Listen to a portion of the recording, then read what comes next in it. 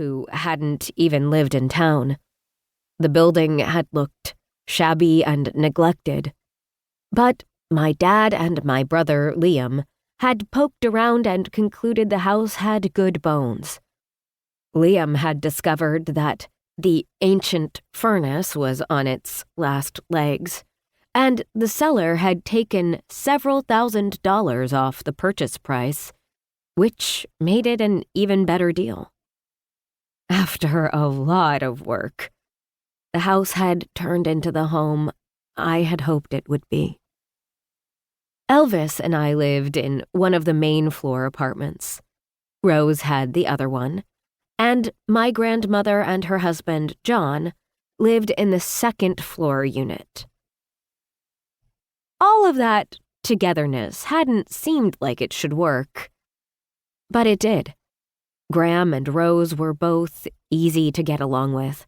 Neither one of them kept their opinions to themselves, but neither one was offended if I didn't take their advice. And they were both excellent cooks. In fact, I had my fingers crossed that Rose would make more than dog and cat treats this afternoon. I stepped outside into a beautiful, sunny afternoon. The trees were bare, but the snow was gone, and the wind that had blown for the past 3 days and felt as though it had come from somewhere north of Labrador had finally died down.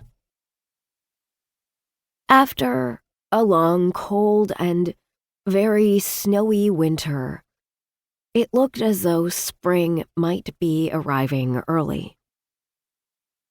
North Harbor is located on the mid-coast of Maine. It stretches from the Atlantic coast in the south up to the Swift Hills in the north. The town was settled by Alexander Swift back in the late 1760s.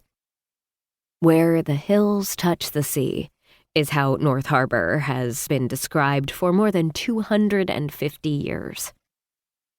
Full-time residents of the town total just over 13,000 souls, but that number more than triples between June and September with tourists and summer people. We have no drive-thrus or fast food restaurants. Our more relaxed pace of life is what attracts so many tourists. That, and the beautiful, historic buildings, quirky little shops, award-winning restaurants, and gorgeous scenery. Michelle pulled up at the curb in her new-to-her car, a dark gray Subaru a couple of years old that she'd bought at a police auction in Bangor. Michelle was a detective for the North Harbor Police Department. She'd watched the list of vehicles up for auction for months, looking for just the right vehicle for our winters. It had come with a set of knobby off-road winter tires, reinforced front and back bumpers, and some kind of engine modifications that pretty much meant it would go like stink. I'd been itching to drive the car ever since Michelle had gotten it. But given that I had a bit of a reputation, undeserved as far as I was concerned, for having a lead foot, I was pretty certain she was never going to let me behind the wheel, even for a sedate drive around my own neighborhood.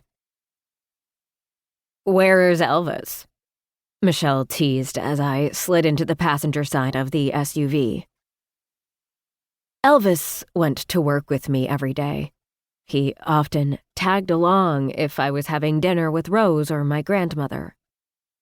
When a group of us had gone to the drive-in in Farmington over the summer, he'd settled himself into the middle of the front seat of my SUV and actually seemed to watch the movie. Aside from the fact that Elvis was a bit of a backseat driver, the cat was good company. I told people he was Robin to my Batman,